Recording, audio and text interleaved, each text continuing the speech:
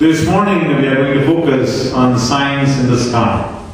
So the signs in the sky, let us turn in our Bibles to the very first chapter of the Bible, Genesis chapter 1 and verse 14. Signs in the sky, Genesis 1:14. And God said, let there be lights in the firmament of heavens to divide the day from the night, and let them be for signs, for seasons, for days and years. You see, God created lights in the heaven. He created big lights in the firmament of heaven for fourfold purpose. They have a fourfold purpose. For signs, let them be for signs, for seasons, for days, and for the years. See, the first purpose for which God created the lights in the heavens was for the signs. Now, what are signs? When you are driving in your car on the streets or on the freeway, you see the signs, right? What do those signs do? Directions. Give you directions. They talk to you, right? They speak to you. The signs, they speak to you, right? The signs, they talk to you. And so also God put the signs in the heavens in order to speak to us. Through those signs, God wants to make announcements to us. He does that through them, you see. And then Bible says in Psalms chapter 19, verses 1 to 4. Psalms 19, verses 1 to 4. The heavens declare the glory of God. You see, the heavens, or things in heavens, they make an announcement about God. If God wants to speak to the people of the whole globe or the whole earth, He uses this, that heavens declare the glory of God. They make an announcement, and the firmament shows His handiwork. Verse 2, day to day utters speech, and night to night shows knowledge. You see, they do speak. That's what Bible says. God speaks through them, you see. Whether it is during the day or whether it is during the night, God speaks through them. Verse 3, there is no speech nor language where their voice is not heard. You see, they do speak, but they do not speak with an audible voice. They do not speak with an audible voice, but they do speak. That's what Bible says. Verse 4, their line is gone out through all the earth, and their words to the ends of the world. You see, their message, their line means their message goes out to all the earth. See, when God wants to make an announcement, He uses them. You see, sky is a big billboard of announcement of God. When we go towards the downtown and we see lots of billboards, isn't it? Those billboards, they're advertising something. They want to tell you something. But sky is the big billboard of God, you see, through which God wants to talk to you, through which God wants to make an announcement to the people of the whole earth, to the people of the whole world. When Jesus was to be born upon this earth, when He was coming for the first time upon this earth, what happened in the sky? A star appeared. A star began to travel. Isn't it? A star began to move in the sky. That's what the Bible says. And that star was announcing that a Savior is born. The star was announcing the first coming of our Lord Jesus. Matthew chapter 2, verses 1 and 2. Matthew 2, verse 1 and 2. Now when Jesus was born in Bethlehem of Judea in the days of Herod the king, behold, there came wise men from the east to Jerusalem, saying, where is He that is born the King of Jews? For we have seen His star in the east, and are come to worship Him. And just as God made an announcement through a sign of a traveling star regarding the first coming of Jesus, God will make signs to appear in the sky to make announcement regarding the second coming of Jesus. And we come to our key verse now. Matthew 24 verse 30. Matthew 24:30 says, and there shall appear the sign, see again the sign, of the Son of Man in heaven. God speaks to us through the sign. And there shall appear sign of the Son of Man in heaven, and then shall all the tribes of the earth mourn, and they shall see the Son of Man coming in the clouds of heaven with power and great glory. God is making signs to appear in the sky to tell the world that Jesus is coming again. See? He's coming again. And verse 31, and he shall send his angels with a great sound of trumpet, and they shall gather together his elect from the four winds. Gathering his elect, gathering his chosen ones, gathering those who love him, those who are the church of Jesus Christ, those who are the church of God, those who are the body of Christ, you see. He's going to gather them from four winds, that is, four directions. North, south, east and west. From all directions. From one end of the heaven to the other. Verse 32. Now learn a parable of the fig tree. When his branch is yet tender and puts forth leaves, you know that the summer is near. Why did Jesus give this parable of fig tree? You see, fig tree stands for the people of Israel actually. But by this parable he was telling that when the fig tree, when its branches start becoming tender, you see, and start putting forth leaves and birds, then you know that the summer is near. What is summer? Summer is a season, right? You know the season is near. When you start seeing this thing, the Lord is saying, you will be able to know that the season is near. The season of my coming is near. You see? The season is near. So likewise, verse 33, that's why he says, so likewise. These are the words of Jesus. So likewise, you, when you shall see all these things, know that it is near, even at the doors. When you start seeing these things, you know the season is near. The season of the second coming is near. He is near. It is near. He is near at the door. The season of his arrival is near at the door. Verse 34. Truly I say to you, this generation that has been seeing the signs, shall not pass away till all these things be fulfilled. Heaven and earth shall pass away, but my words shall not pass away. Verse 26. But of that day and hour knows no man, no not the angels of heaven, but my Father only. What is Jesus saying? You will not know the date. You will not know the time. See, you will not be able to know the date or the time when he is coming. But you will be able to tell only the season. You will be able to tell the season of his coming. That the season of his coming has started, has begun. You see, that you will be able to tell. That's what he says. Luke chapter 21, verse 25. Luke 21, verse 25. And there shall be signs in the sun. You see, God created those lights for a sign, see, in order to talk to us, to speak to us. There will be signs in the sun and in the moon and in the stars and on the earth, distress of nations with perplexity, the sea and the waves roaring. You see, these are the signs, he said. The nations of the earth are in great distress these days. Are in great perplexity, you see.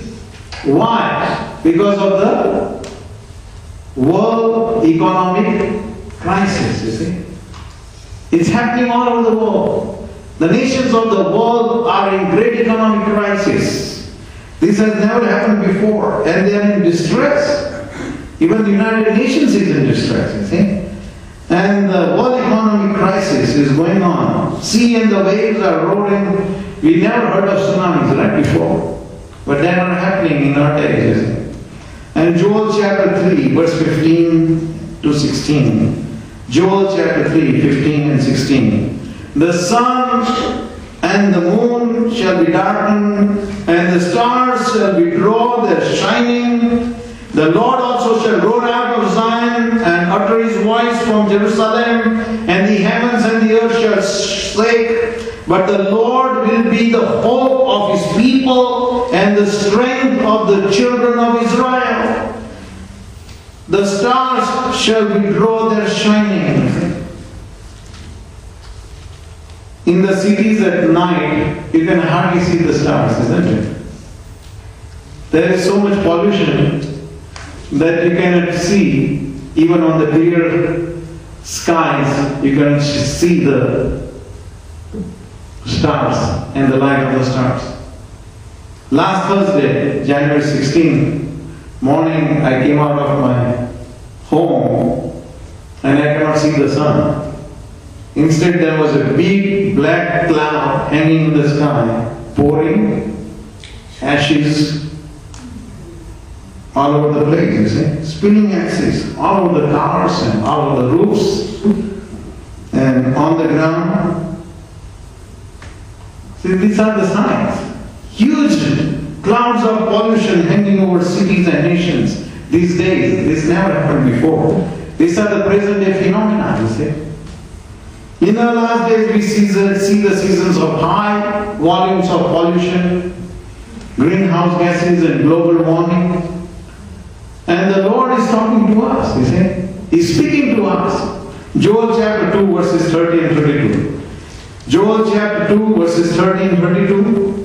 And I will show wonders in heavens, and in the earth blood and fire and pillars of smoke. The sun shall turn into darkness, and the moon into blood, before the great and terrible day of the Lord comes. Before the great and terrible day of the Lord comes, that is the second coming day of our Lord Jesus. It is the Lord's day actually.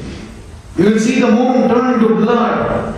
And it shall come to pass that whoever shall call on the name of the Lord shall be delivered. For in the Mount Zion and Jerusalem shall be deliverance. And the Lord has said, and in the remnant whom the Lord shall call. You see, moon looks completely red in color during the times of lunar eclipse. When you see the moon during the time of lunar eclipse, you see that the moon has turned completely into a red color. See? Acts chapter 2, verses 19 and 21. Even in the New Testament, Acts 2, 19 and 21. And I will show wonders in heavens above and signs in the earth beneath, blood and fire and vapor of smoke. The sun shall turn into darkness and the moon into blood before the great and the notable day of the Lord comes. You see, the moon will look red, the blood moons, you see, because of the lunar eclipse. And you know the NASA, the National Aeronautics and Space Administration, is predicting that there will be 4 lunar eclipses and a solar eclipse in 2014 to 2015 occurring on Jewish festival days. It is very rare for lunar eclipses to appear on Jewish festival days. It does not happen every year, you see, it rarely happens. It happens only in certain years when God is going to deal with the nations of the world that are trying to harass the nation of Israel. You know, the calendar of the Bible is a lunar calendar. It's not a solar calendar. Bible follows a lunar calendar. The calendar that we use today, the one that hangs in my office, is a solar calendar. You see? But the Bible's calendar is a lunar calendar. You see? And when God is lining up 4 lunar eclipses in a year, occurring on Jewish festival days, it means God is going to do something big. It is God's doing, or God's orchestrating, lunar eclipses to occur on important Jewish festival days. You know how many Jewish festival days are there? 7. 7, you know. Which are those? The Passover, the unleavened bread, the first fruits, Pentecost, the festival of trumpets, the festival of atonement, and the festival of tabernacles. And this year, the lunar eclipses are falling on the Jewish festival days. In 1948, you see, when 4 lunar eclipses lined up on the Jewish festival days, something big happened, you know. What happened, you see? People, when they picked up their newspapers next morning, they saw a shocking headlines in the newspapers in big letters. Israel was reborn as a nation on this earth.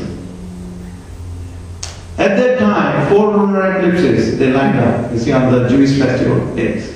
God is speaking, you see. And the Lord gave the children of Israel the Holy Land. After 19 years, exactly after 19 years, in 1967, when 4 lunar eclipses lined up once again on the Jewish festival days, you know what happened? Israel was attacked by the neighboring nations. They attacked them from all sides, from the neighboring nations attacked them, the Islamic nations. And the 6 days war, within 6 days, you see, the Lord of Israel defeated those enemies of Israel. And Israel regained the old city of Jerusalem. They regained the old city of Jerusalem, you see. This time the Lord gave them the old city of David. The old city of Jerusalem. The Lord gave the children of Israel the holy city. First time it happened, they received their holy land. Second time this happened, they received the holy city. You see, holy city. You see, during the lunar eclipse, the blood moves. You see. And from 1967 to 2014, it is exactly 48 years. It is exactly 48 years.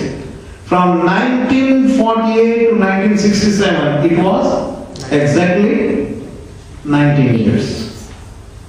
And from 67 to 2014, it is exactly 48. 1948. See the figures or the numbers in the play, you see. This cannot happen if the hand of God is not behind it, you see. And this time it looks like the Lord of Israel is going to do something big once again, you see. Maybe it looks like that it is the time Israel will have its holy temple.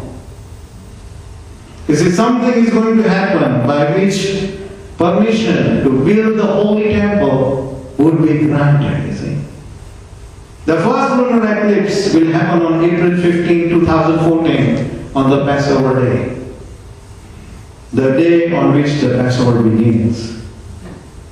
The second lunar eclipse will happen on October 8, 2014. The festival of Sukkot, which means the festival of tabernacles, when the people of Israel, they lived in tents during the wilderness journey.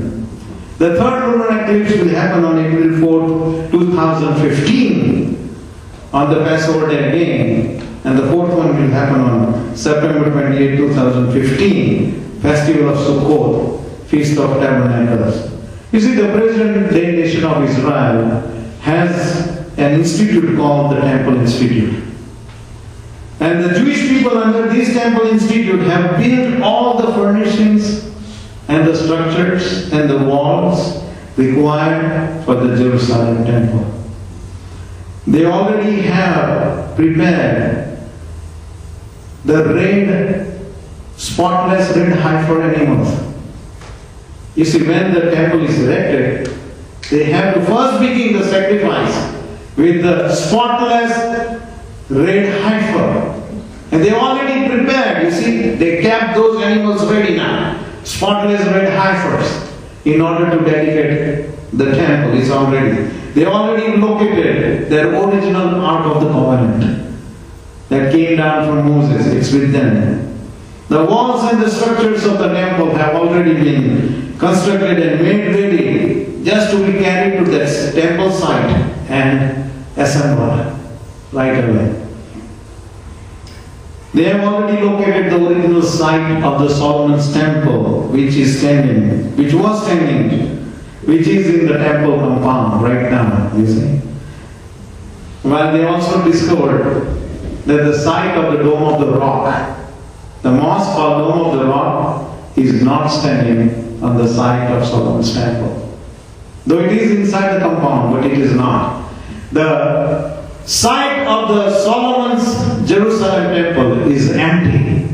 They are just applying, asking for permissions that they can now go ahead and erect the holy temple of Solomon. And Jesus himself mentioned there will be a Jerusalem temple in the last days. Matthew 24, 15 and 16. In the very chapter we read this morning, Matthew 24, 15 and 16. When you therefore shall see the abomination of desolation spoken of by Daniel prophet, stand in the holy place. Where was the holy place? Holy place always is in the temple. Standing in that holy temple, then let them which be in Judea flee into the mountains. And see what the Lord Jesus revealed to his apostle St. John in the book of Revelation. See? Revelation chapter 11 verses 1 to 3. Revelation chapter 11 verses 1 to 3. You see, Jesus speaks about the temple to St. John. See? And there was given me a reed like to a rod, and the angel stood saying, rise and measure the temple of God, and the altar, and them that worship therein. But the part which is without the temple, leave out, and measure it not, for it is given to the Gentiles. You see, Jesus says, don't measure that court of Gentiles. You see, leave it out, don't measure it. It has been given to the Gentiles. Why? Because there stands the dome of the rock. Jesus knew that it would be there, see? So he revealed it to St. John before that happens, you see. The dome of the rock stands there. It has been given to the Gentiles.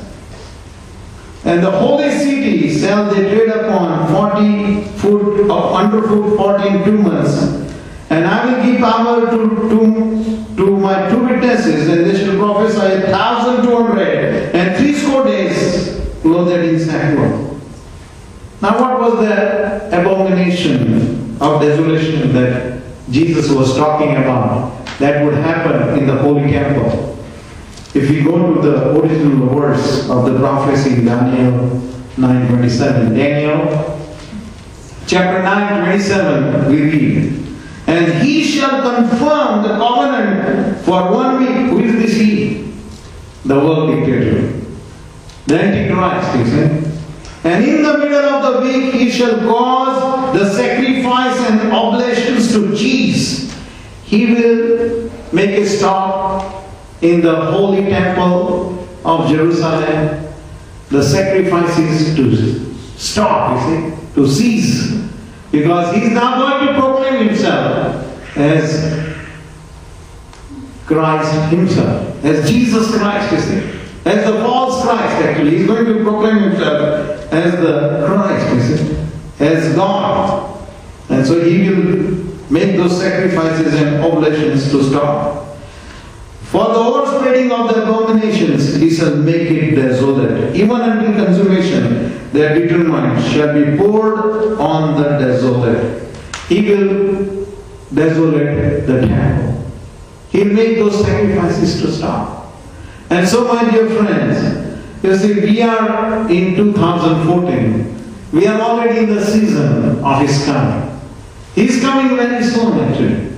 But we do not know when it will happen. We read here in verse 36, Matthew 24:36, once again. But of that day and the hour knows no man. Nobody knows the date and the time of the second coming of the Lord Jesus. No, not the angels of heaven, but by my Father only. See how many times he repeated it. Read verse 42 again. 24:42. Watch therefore, for you know not what hour your Lord comes. Just be ready, watch out. The season has begun, but you do not know the date and the time. So you got to watch out, be ready. Verse 44. Therefore, be you also ready. These words come from the mouth of Jesus. He says, be ready to each of us. Therefore, be you also ready, for in such an hour as you think not, such an hour as you think not, the Son of Man comes. And chapter 25, verse 20, Matthew 25:20. Once again he repeats, watch therefore, for you know neither the day nor the hour wherein the Son of Man comes. We do not know what date or time he will come. But the season has begun and we need to be ready. Are we ready? You see? The things are happening in our own days. If the Holy Temple comes in, then we need to be certain that He's coming so fast actually. Shall we pray?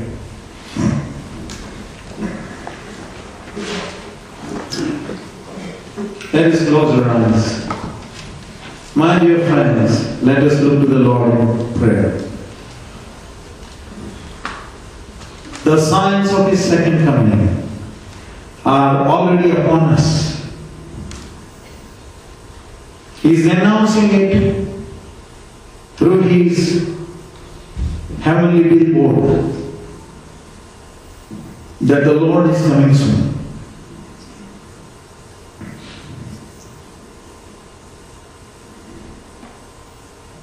Pray in your heart, Lord, prepare me for your coming. Help me to be ready to meet you, to welcome you. Lord, help me to read my Bible and to spend time in prayer with you. Help me to live a life of fellowship with you, a life of walking with you. Help me to be ready for your coming at any moment. The season is ripe and is upon us.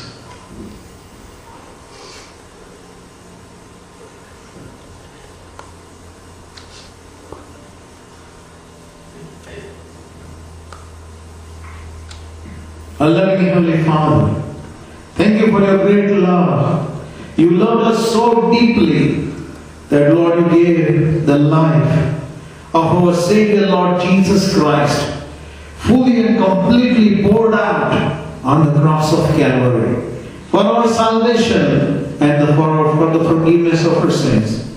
And that very same Lord said that I go to prepare a place for you, that I'll come back and receive you to myself, that you can be with me where I am.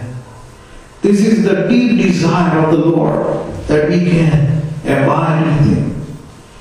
Lord, prepare us for your coming, because you are going to come soon to receive us.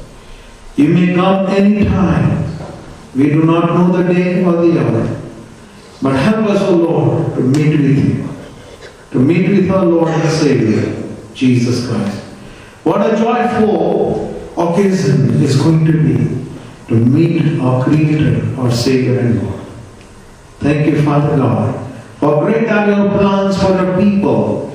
You have prepared things that have never entered the ears of men, or into the eyes of the people. They have never seen it. Never they have entered into the imaginations of the minds of people. Such great things you have prepared for the people, for those who love you. Thank you, Father God. And Father God, as we prepare to approach the Lord's table, His Holy Communion, cleanse us by your blood. sanctify us, wash us. With great reverence, help us to approach the elements representing the body of our Savior Jesus Christ. We ask in Jesus' name.